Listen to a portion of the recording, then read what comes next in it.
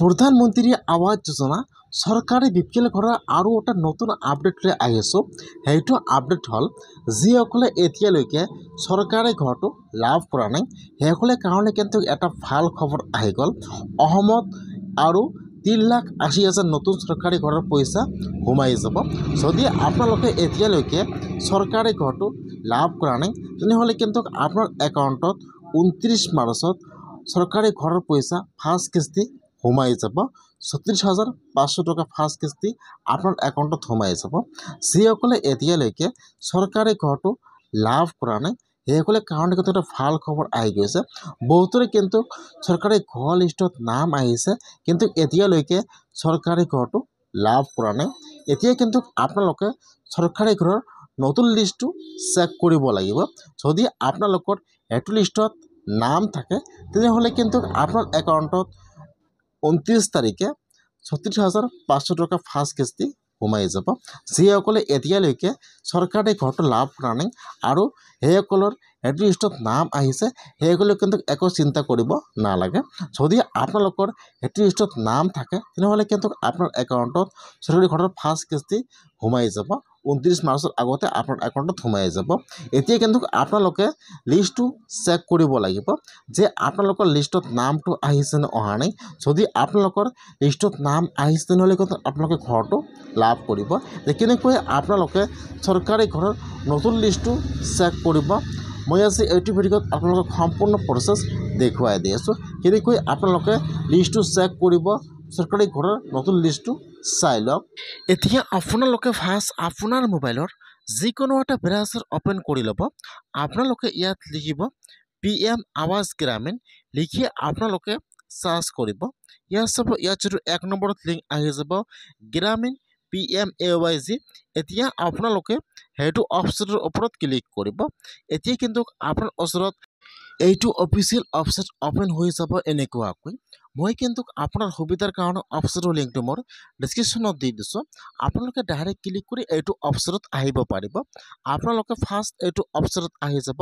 হোৱাৰ পিছত ইয়াত চাব 2 নম্বৰত দিয়া আছে আৱাস শপ, ফাৰ্ষ্ট চাব দিয়া আছে এবাউট, 2 নম্বৰত চাব দিয়া আছে আৱাস শপ। এতিয়া আপোনালোকে আৱাস শপৰ ওপৰত এবাৰ ক্লিক কৰিব। যেতিয়া আপোনালোকে আৱাস শপৰ ওপৰত এবাৰ ক্লিক কৰিব এতিয়া কিন্তু ইয়াত আৰু এটা নিউ পেজ অ'পেন হৈ যাব এনেকুৱাকৈ। এতিয়া আপোনালোকে ইয়াত চাব 2 নম্বৰত দিয়া আছে ৰিপৰ্ট। এতিয়া আপোনালোকে ৰিপৰ্টৰ ওপৰত ক্লিক কৰিব। ফাৰ্ষ্ট আৱাস শপ তাৰপিছত ৰিপৰ্টত ক্লিক কৰিব। এতিয়া আপোনাৰ ওচৰত আৰু এটা নিউ পেজ ইয়াত অ'পেন হৈ যাব এনেকুৱাকৈ। এতিয়া আপোনালোকে একেবাৰে তলত আহি যাব। ইয়াত চাব ইয়াত যিটো এছৰ 1 নম্বৰ অপশ্যন দিয়া আছে একেবাৰে তলত আহি যাব।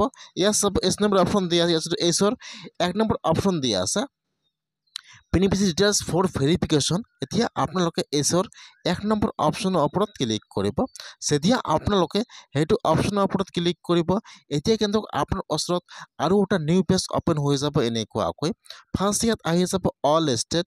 এতিয়া আপোনালোকে ষ্টেটৰ ওপৰত ক্লিক কৰিব অল ষ্টেট। ফাৰ্ষ্ট ইয়াত আহি যাব আপোনাৰ ষ্টেট নাম। ফাৰ্ষ্ট যিটো আপোনাৰ ষ্টেট নাম হয় ফাৰ্ষ্ট ইয়াত আপোনাৰ ষ্টেট নামটো চিলেক্ট কৰি লৈ ল'ব। তাৰপিছত ইয়াত আহি যাব আপোনাৰ ডিষ্ট্ৰিক্টৰ নাম। তাৰপিছত ইয়াত যিটো আপোনাৰ ডিষ্ট্ৰিক্টৰ নাম হয় এতিয়া আপোনালোকে আপোনাৰ ডিষ্ট্ৰিক্টৰ নামটো চিলেক্ট কৰি লৈ ল'ব। ফাৰ্ষ্ট ষ্টেট তাৰপিছত ডিষ্ট্ৰিক্ট তাৰপিছত ইয়াত আহি যাব আপোনাৰ ব্লকৰ নাম। এতিয়া আপোনালোকে ইয়াত চাই ল'ব যে ইয়াত আপোনাৰ ব্লকৰ নাম কোনটো হয়। এতিয়া আপোনালোকে ইয়াত আপোনাৰ ব্লকৰ নামটো চিলেক্ট কৰি লৈ ল'ব। তাৰপিছত আহি যাব পঞ্চায়ত নাম। এতিয়া আপোনাৰ পঞ্চায়ত নেমটো আপোনালোকে ইয়াৰ পৰা চাই লৈ আপোনাৰ পঞ্চায়তৰ নামটো চিলেক্ট কৰি লৈ ল'ব। তাৰপিছত ইয়াত আপোনালোকে চিলেক্টত ক্লিক কৰিব। ইয়াত আহি যাব আপোনাৰ চনটো একেবাৰে তলত চাব দিয়া আছে 24 and 25। আপোনালোকে ইয়াৰ পৰা 24 and 25 চিলেক্ট কৰি লৈ ল'ব। তাৰপিছত আপোনালোকে চিলেক্টত ক্লিক কৰিব। ইয়াত 1 নম্বৰত আহি যাব প্ৰধানমন্ত্ৰী আৱাস যোজনা গ্ৰামীণ আহি যাব। আপোনালোকে ইয়াৰ পৰা এইটো অপশ্যন চিলেক্ট কৰি লৈ ল'ব। প্ৰধানমন্ত্ৰী আৱাস যোজনা গ্ৰামীণ চিলেক্ট কৰি লৈ ল'ব। 1 নম্বৰত আহি যাব। এতিয়া ইয়াত আহি যাব কেপচা। এতিয়া আপোনাৰ তাত যিটো কেপচা আহি যায় কেপচা মাইনাছ প্লাছ কৰি যিটো কেপচা হয় এতিয়া আপোনালোকে ইয়াত কেপচাটো বহাই দিব। মাইনাছ প্লাছ কৰি যি হয় কেপচা আপোনাৰ ইয়াত কেপচাটো বহাই দিব। কেপচাটো বহাই দিয়ে আপোনালোকে এতিয়া চাবমিটৰ ওপৰত ক্লিক কৰিব। যেতিয়া আপোনালোকে কেপচাটো বহাই দি চাবমিটৰ ওপৰত ক্লিক কৰিব এতিয়া আপোনাৰ ওচৰত আপোনাৰ পঞ্চায়তৰ নিউ লিষ্টটো ইয়াত অপেন হৈ যাব এনেকুৱাকৈ।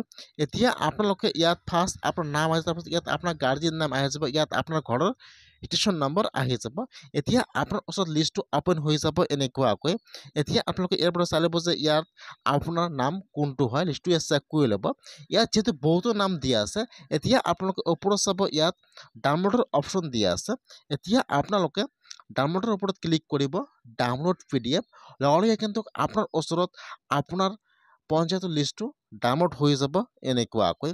এতিয়া আপোনালোকে লিষ্টটো অপেন কৰি চাই ল'ব যে আপোনালোকৰ লিষ্টত নামটো আহিছে নে অহা নাই। যদি আপোনালোকৰ লিষ্টত নাম আহিছে তেনেহ'লে কিন্তু আপোনাৰ একাউণ্টত 29 মাৰ্চৰ আগতে চৰকাৰী ঘৰৰ ফাৰ্ষ্ট কিস্তি 34,500 টকা সোমাই যাব। আৰু যদি আপোনালোকৰ লিষ্টত নাম অহা নাই তেনেহ'লে কিন্তু এতিয়া আপোনালোকে ঘৰৰ কাৰণে নতুনকৈ আবেদন কৰিব লাগিব। সেইকাৰণে আপোনালোকে ফাৰ্ষ্ট লিষ্টটো চাই লওক। যদি আপোনালোকৰ লিষ্টত নাম থাকে তেনেহ'লে কিন্তু আপোনালোকে একো চিন্তা কৰিব নালাগে। 29 মাৰ্চৰ আগতে আপোনাৰ একাউণ্টত ঘৰৰ ফাৰ্ষ্ট কিস্তি সোমাই যাব। আৰু যদি আপোনালোকৰ এইটো লিষ্টত নাম অহা নাই তেনেহ'লে কিন্তু আপোনালোকে এতিয়া ঘৰৰ কাৰণে নতুনকৈ এপ্লিকেশ্যন কৰিব লাগিব। কেনেকৈ আপোনালোকে নতুনকৈ এপ্লিকেশ্যন কৰিব মই আপোনালোকক সেইটো প্ৰচেছ নেক্সট ভিডিঅ'ত দেখুৱাই দিম। আজিৰ ভিডিঅ' ইমানে।